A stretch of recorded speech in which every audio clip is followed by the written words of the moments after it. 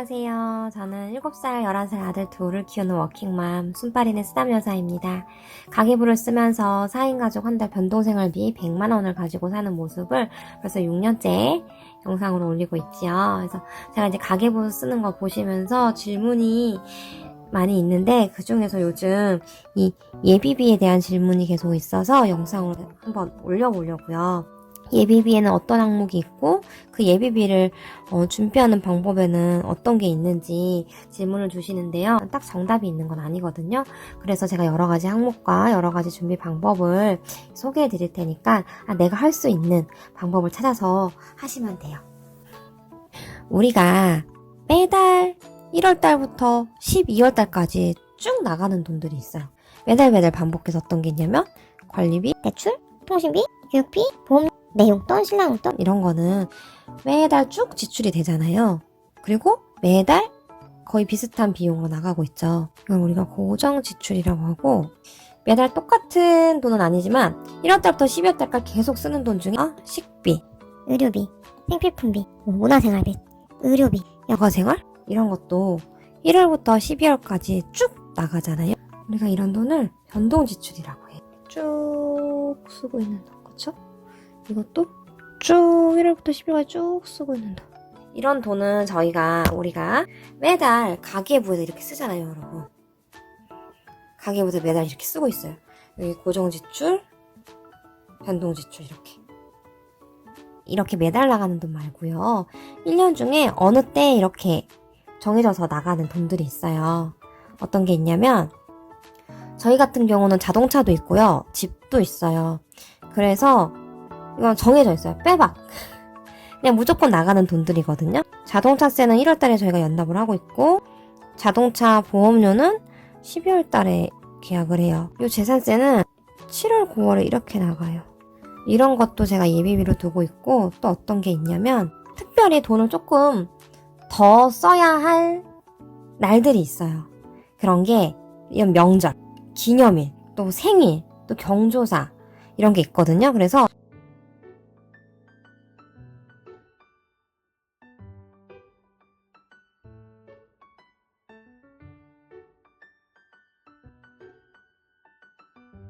여기 다 있는 항목인데 이 항목에서도 특별하게 돈을 좀 많이 쓰는 경우가 있을 수 있어요. 어떤 거냐면 식비 같은 경우에는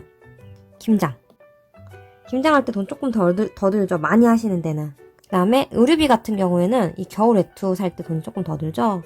또 겨울에 있겠네. 그리고 휴가. 보통 여름 휴가 때 특별하게 좀 돈을 더 쓰시죠? 그래서 여기 좀 꼭 휴가 때 아니더라도 여러분 여행을 또 갈 수가 있어요. 있고 만약에 경조사 중에서 또 어떤 게 있냐면 예정된 경조사가 있어요. 뭐냐면 가족들의 뭐 결혼이라든지 가족 중에 아기가 돌이라든지 이런 거는 예정되어 있죠. 그래서 그때는 아마 우리가 이렇게 고정지출이나 변동지출 나가는 비용 외에 돈을 더 쓰시게 될 거란 말이에요. 그래서 이 고정지출이나 변동지출 외에 돈이 더 쓰게 될 거를 이제 예상해서 예비비 마련을 해두는데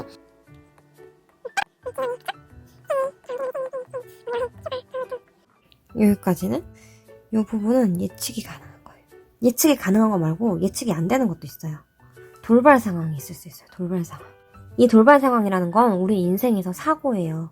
그래서 예측이 안 되죠. 차가 고장나서 차 수리비가 들어간다든지 이 가구 가전은 그냥 내가 실증이 나서 바꾸는 게 아니고요. 가구가 부서졌어. 우리 식탁다리 지금 망가졌는데 그런 데를 버티고 있거든요. 그리고 또 가전이 고장이 나서 수리를 하거나 아예 교체를 해야 돼. 이런 경우에 생각지 않았던 돈이 또 들어가죠.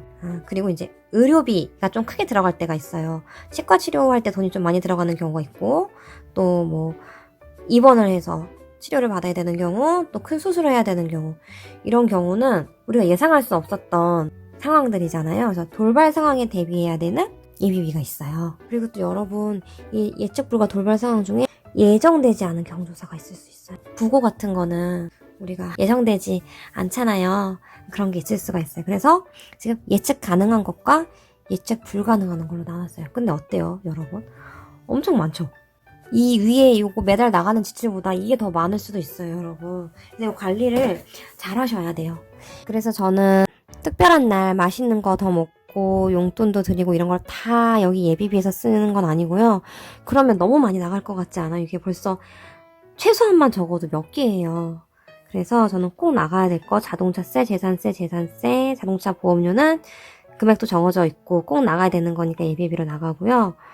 여기 밑에서는 명절날 부모님께 드리는 용돈, 또 어버이날 부모님께 드리는 용돈, 부모님 생일날 드리는 용돈, 이렇게 현금성 용돈만 예비비에서 나가고, 이렇날 맛있게 잘 먹는 건 다 어디서 나가요?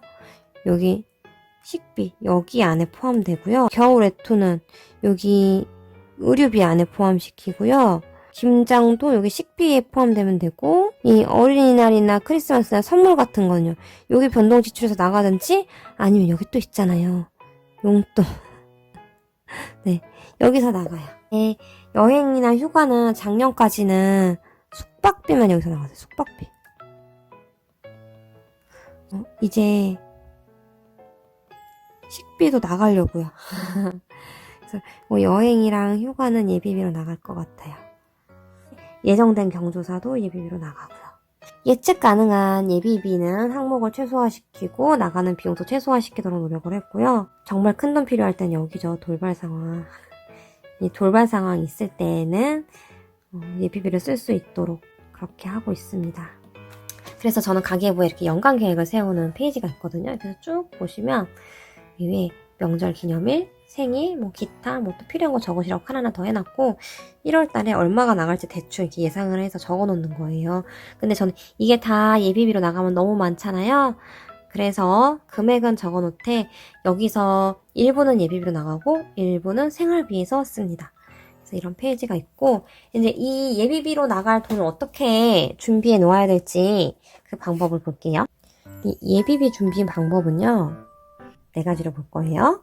첫 번째는 그냥 여유자금으로 한 번에 이 예측 가능한 여기 예비비하고 돌발 상황에 대비하는 예비비도 넣어놓는 거예요. 예측 가능했던 거는 아까 비용을 다 예측해서 그만큼 넣어놓으면 되고 돌발 상황은 우리 집에 현금이 얼마나 있느냐에 따라서 달라질 텐데 그래도 한 1,000만 원 정도는 있으면 좋을 것 같아요. 그 정도는 모아서 가지고 있으면 예측하지 못했던 일이 갑자기 일어났을 때 빚을 내는 일을 막을 수 있거든요.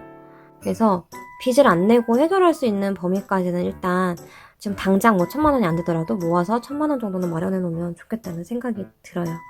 이렇게 여유자금으로 한 번에 모을 수 있으면 좋겠지만 그렇지 못할 수도 있어요. 그러면은 매월 적립을 할 수가 있어요. 일정한 금액으로 이제 내 수입이 얼마냐에 따라서 그거에 뭐 몇 %씩 저축을 뭐 20만 원씩, 30만 원씩 할 수도 있고 아니면 한 항목씩 차곡차곡 모으는 목적 자금 모으는 거예요. 아이들이 이제 커가지고 겨울 외투를 새로 사줘야 될 것 같아요. 두 아이니까 한 아이당 뭐 10만 원씩 해서 20만 원이 들 것 같아. 그러면은 내가 한 달에 5만 원씩 5만 원씩 5만 원씩 4개월을 모아서 20만 원을 채워놓는 거예요. 내가 이번 휴가 때 50만 원을 쓸 건데 10만 원씩 5달을 모아야 되겠다. 이렇게 할 수도 있고 이렇게 해서 모으고 돌발 상황에 대비해서도 내가 한 달에 20만 원씩은 모아야 되겠다. 이렇게 할 수 있죠. 그 다음에 1번과 2번을 혼합하는 거예요. 연초에 내가 여유자금이 뭐 300이 있어. 그럼 300을 미리 넣어놓고 매월 적립은 월 20만 원씩 하고 이렇게 짬뽕해도 돼요. 그 다음에 4번째는 예측이 가능한 것들이 있었잖아요. 그런 건 따로 모으지 않고 그냥 월 수입 범위 내에서 지출을 하는 거예요. 그리고 돌발 상황만 따로 마련을 해두는 거예요. 돌발 상황은 언제 어느 때 큰돈이 나갈지 모르니까 이거는 일단 마련을 해두고 우리가 뭐 여행 가고 명절 때 쓰고 뭐 어버이날 쓰고 이런 걸 다 월 수입 범위 내에서 조금 더 지출을 하는 거죠. 그럼 어떻게 해야 되느냐? 그러면 지금 여기에 지금 고정 지출이 나가고 변동 지출이 있는데 여기다가 칸 하나 더 만들어서 여기다가 더 쓰는 거예요. 이번 달엔 설날이 있어서 얼마가 더 나가네. 뭐 결혼기념일이 있어서 얼마가 더 나가네. 쓰시면 돼요. 아니면 변동지출 소비를 늘리는 거예요. 여기다가 더 늘리는 거죠. 예산을 플러스 알파로 잡아가지고 이렇게. 이런 방법이 있습니다. 저는 이게 가능해서 이렇게 하면 좋은 점은 내가 매달 저축하는 금액이 있잖아요. 매달 여기 저축하는 금액이 있잖아요. 이걸 항상 매달 똑같게 유지를 하면서 내가 목표한 돈을 모으는데 조금 쉽게 가는 것 같아요. 여러분 오늘 여기까지 말씀드렸는데요. 여러분이 꼭 오늘 기억하셔야 될 게 있어요. 꼭 기억할 거. 꼭 기억할 거. 2가지가 있는데요. 예측 가능한 예비비에 대해서 항목을 최소화할 것. 이것도 예비비, 저것도 예비비 하면서 많이 쓰시지 말고 될 수 있으면 매달 나가는 일정한 그 금액 안에서 나가고 정말 필요한 것만 해서 최소화하는 거랑, 두 번째는 예측 가능한 예비비에 대해서 한도를 꼭 정할 걸. 예비비라고 해서 무작정 쓰면 안 되죠, 여러분. 그래서 지출 한도를 꼭 정해주시는 거. 요 두 가지 기억해 주시면 될 것 같아요. 여러분, 다음 영상은 10일까지 중간점검 영상 가지고 올게요. 오늘도 끝까지 시청해 주셔서 고맙습니다.